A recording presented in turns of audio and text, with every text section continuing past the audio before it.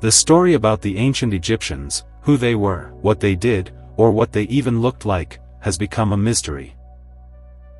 We have taken our time to go into deep research, consulting several books and genetic testing, just to reveal their identity.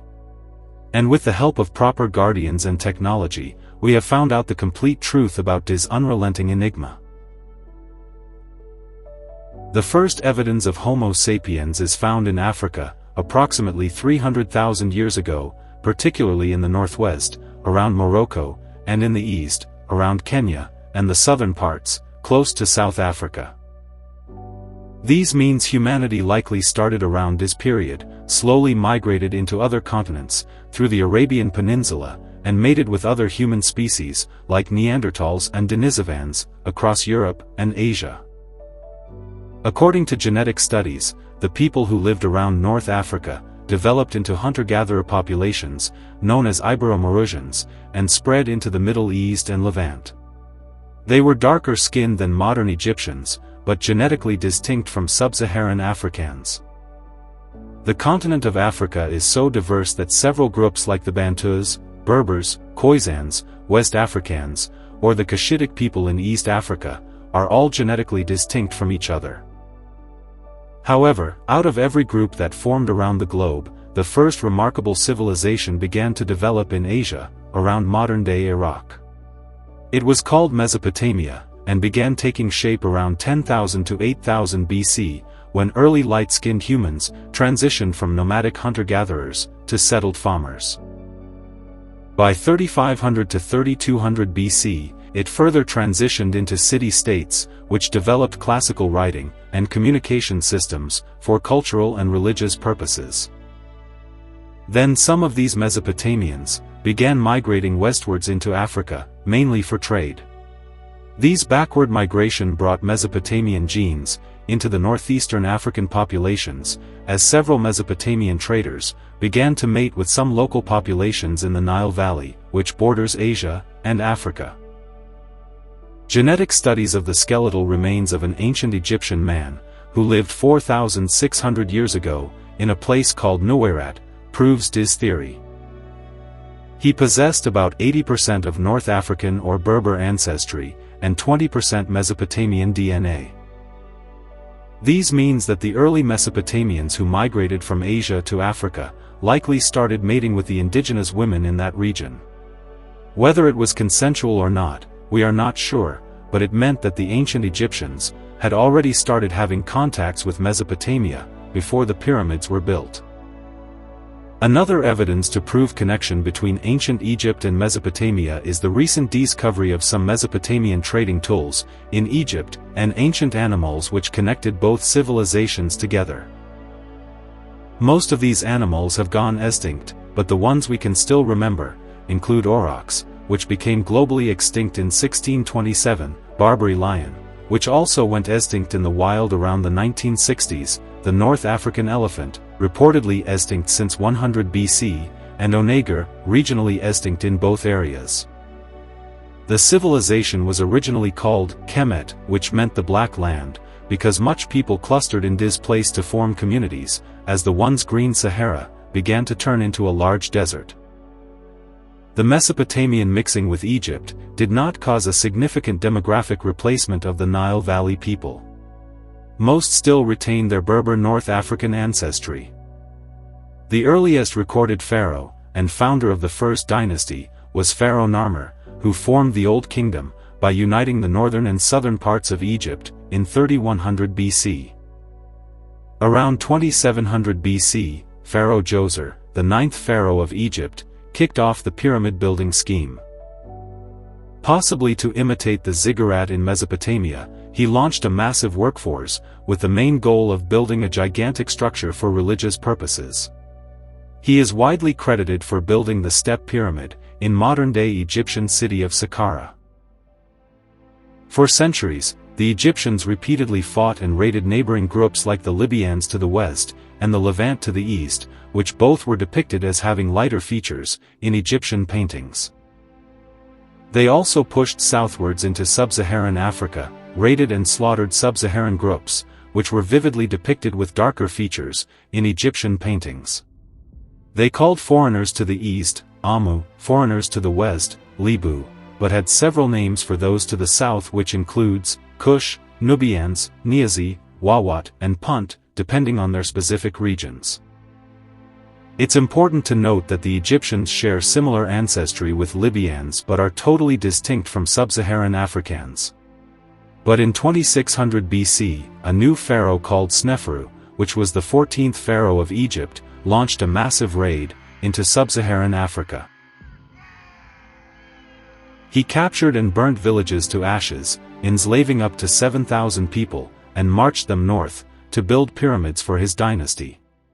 Men were killed, and women were sexually assaulted. The entire region was severely depopulated. They were marched northwards, and together with various captured groups from other areas, forced into different roles to assist in building the pyramids.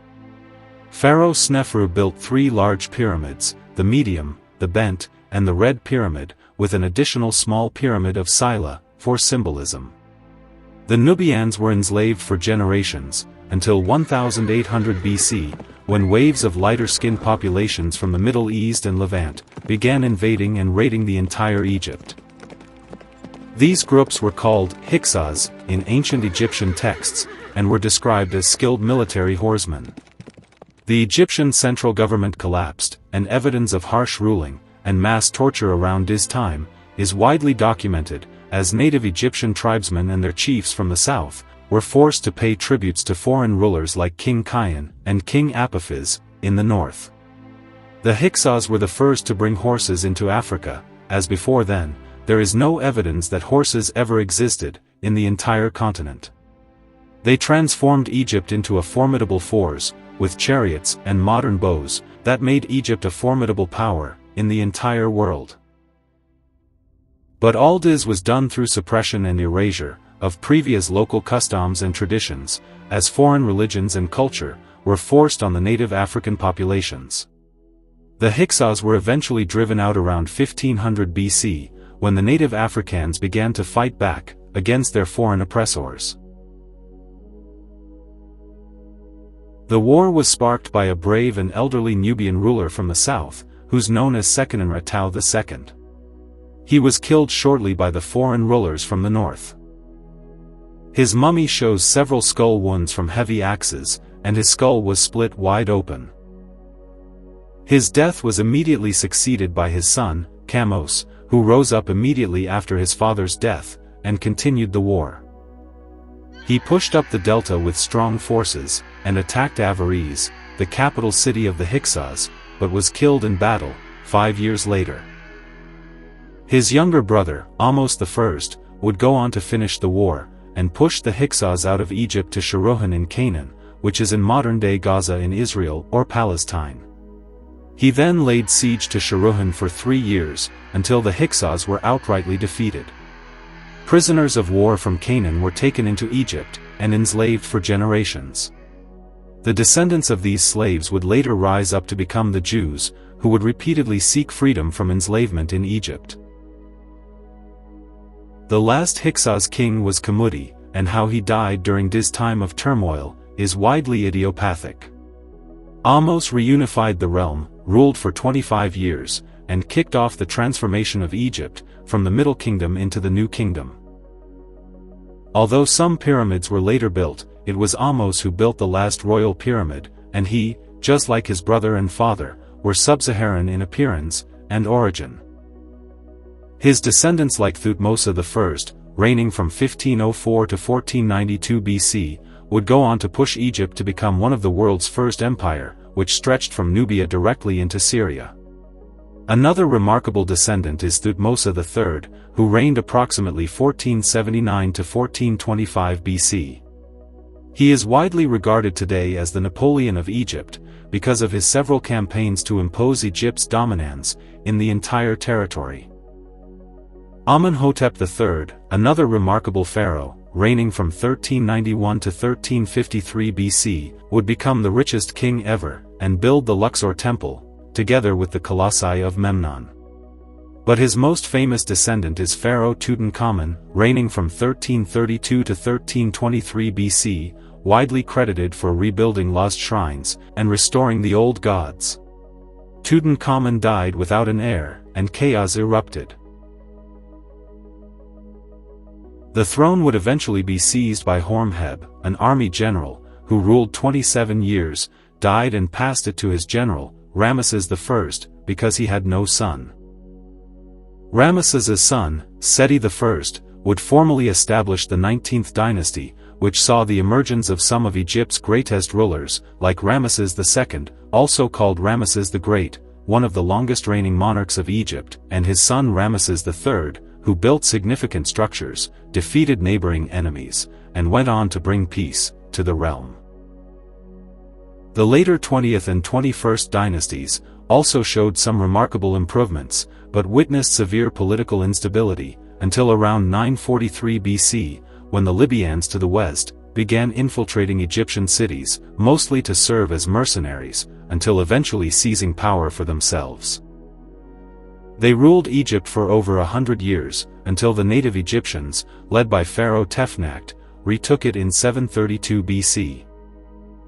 But this rule was short-lived, and only lasted about 15 years, before sub-Saharan warlords, commanded by a mighty Kushite king called Pi, marched northwards, and started conquering nearby cities. He formed the 25th dynasty around 727 BC, which witnessed a massive influx of black African populations into Egypt. They intermarried with the local population, and slowly turned its demographics into a sub-Saharan majority kingdom. This period is known as the Dynasty of the Black Pharaohs, as most of its rulers were sub-Saharan in origin. The black rulers were eventually toppled by foreign armies from the east, who swept into Egypt, crushed the city's defenses, and installed Pharaoh Zamtik I, a puppet native Egyptian pharaoh, to gain significant control of its trade. They were later betrayed and expelled by the pharaoh, who accused the Assyrians of seeking to exploit his kingdom's wealth and resources. After about 140 years, Persia, a powerful new empire, rose from the east and expanded westwards into Egypt. We are not sure whether there were mass atrocities or not, but what we do know is that there were suppression of native Egyptian culture, intermixing between Persians and Egyptians, and the capture and execution of the pharaoh, after he attempted a failed revolt. It was around these time that the Greek historian, Herodotus, was born. He is widely regarded today as the father of history. In 450 BC, he traveled to Egypt, and famously documented his findings in this great civilization. Herodotus wrote about Egyptian appearance in Book 2 of the Histories. Here are his exact words from the most quoted passage: "The Colchians, the Egyptians, and the Ethiopians are the only nations who have from the first practiced circumcision. The Phoenicians, and the Syrians of Palestine themselves, confess that they learnt it of the Egyptians, and the Syrians who dwell about the rivers. Thermodon, and Parthenias, and the Macronians, who are their neighbors, say that they have recently learnt it of the Colchians. These are the only nations who practice circumcision, and these plainly imitate herein the Egyptians.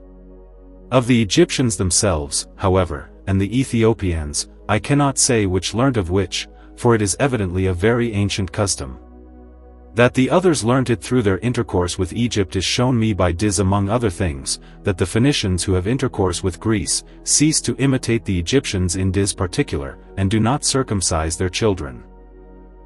He was trying to say the Egyptians, together with the Ethiopians, or people living south of Egypt, were the first to practice circumcision. He added that, as to the nature of the country, it is plain that the Colchis is a country on the outskirts of the Pontus, and that the neighboring nations are Scythians. As to the Colchians themselves, it is plain that they are Egyptians by race, for I had observed this myself, before I heard it from others. So when I had begun to think on the matter, I asked both peoples, and the Colchians remembered the Egyptians, better than the Egyptians remembered the Colchians. Now the Egyptians said that they held the Colchians to be a part of Sesostris' army. I myself guessed it, partly because they are black-skinned and have woolly hair, though that by itself amounts to nothing, for other peoples have it too. But more because the Colchians, Egyptians, and Ethiopians alone of all the races of men, have practiced circumcision from the first.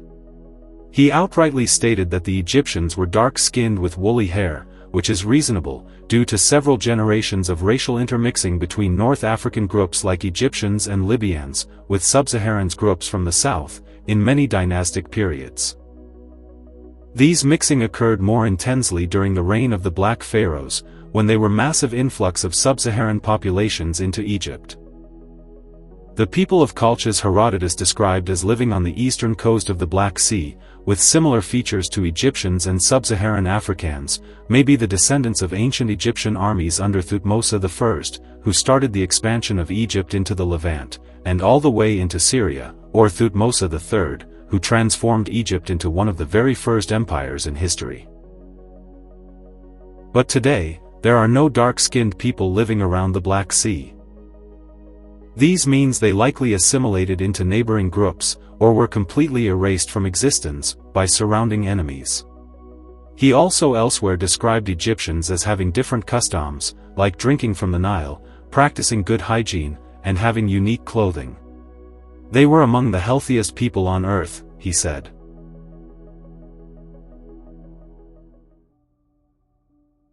The 27th dynasty under Persian rule lasted for more than 120 years, until Amartius of Sais, who most likely was of sub-Saharan descent, led a successful revolt and kicked the Persians out of Egypt. Political instability and internal conflicts would further create more dynasties, lasting for up to 61 years, until around 343 BC, which saw the last ever native Egyptian rule of all the dynasties, as the Persians came back with full force, destroyed native Egyptian armies, tore down the city walls, looted gold from temples, and massacred many civilians. The last Egyptian pharaoh, Nectanebo II, fled south after losing the war, possibly into Kush, where he utterly vanished from history. Aristotle, the great philosopher, was born during this period. He described Egyptians as having dark skin, and wrote that, "Too black a hue marks the coward, as witness the Egyptians and Ethiopians, and so does too white a complexion, as you may see from women. The hue that indicates courage is intermediate." In his view, the Egyptians were cowards, because of their dark skin, but he also claimed that being excessively light-skinned leads to cowardice. The second reign of Persian rule in Egypt was short-lived, and only lasted for 11 years, before it was eventually overthrown by Alexander the Great, one of the greatest generals who ever lived. Alexander the Great crushed the Persian forces in Egypt, and went on to establish the Ptolemaic dynasty, which lasted for more than 300 years. These periods saw heavy racial mixing between Greeks and native Egyptians, which heavily lightened up the population, as the Greeks were Europeans, and had very light skin. They were the lightest rulers to ever rule Egypt at the time. Diodorus Siculus, a Greek historian living around this period, documented the appearance and origin of the Egyptians he met.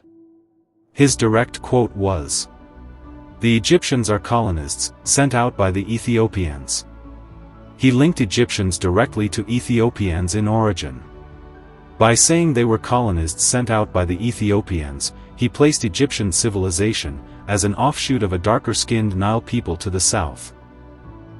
He spent time in Egypt and repeatedly emphasized that Egyptians and Ethiopians shared customs and appearance.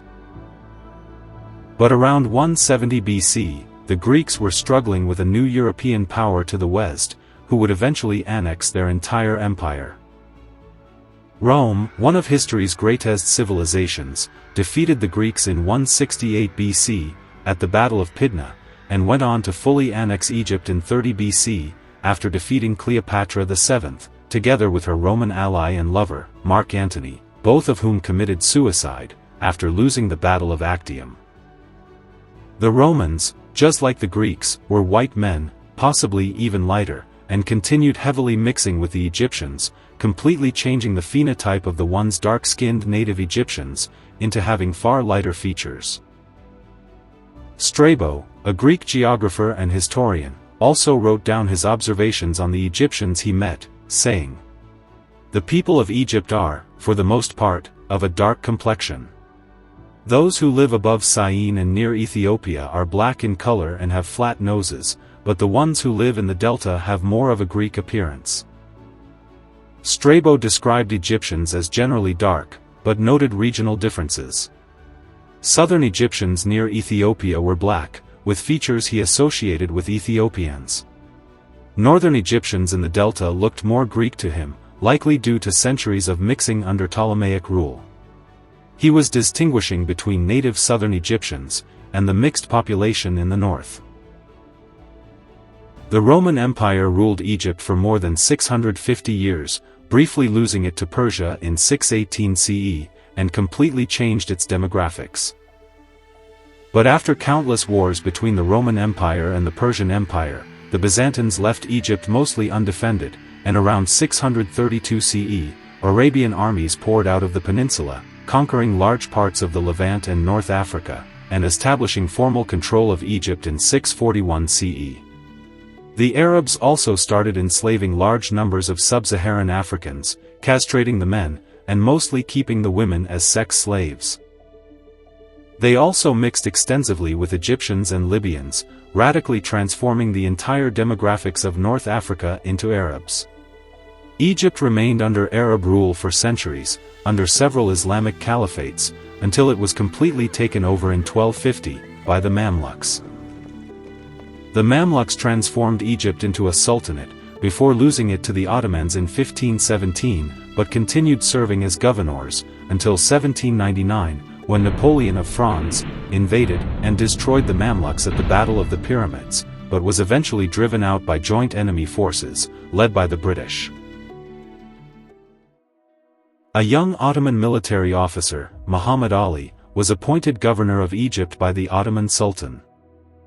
He slowly tried to gain autonomy after expelling a small British military force, who tried to lead an expedition to stop Napoleon from re-invading Egypt.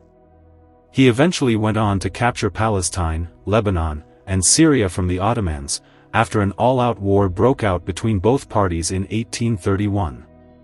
But he was forced by European powers to return all territories to the Ottomans, except for Egypt and Sudan. Britain would later go on to invade Egypt in 1882, during the scramble for Africa. The British defeated the Egyptian forces in just one night, and turned the entire Egypt into a British protectorate. Egypt remained that way until full independence in 1956, following the Suez Crisis. Thank you for watching. Check out our other videos for more interesting topics like this. Don't forget to subscribe and leave a comment sharing your thoughts on the history of Egypt and its incredible civilization.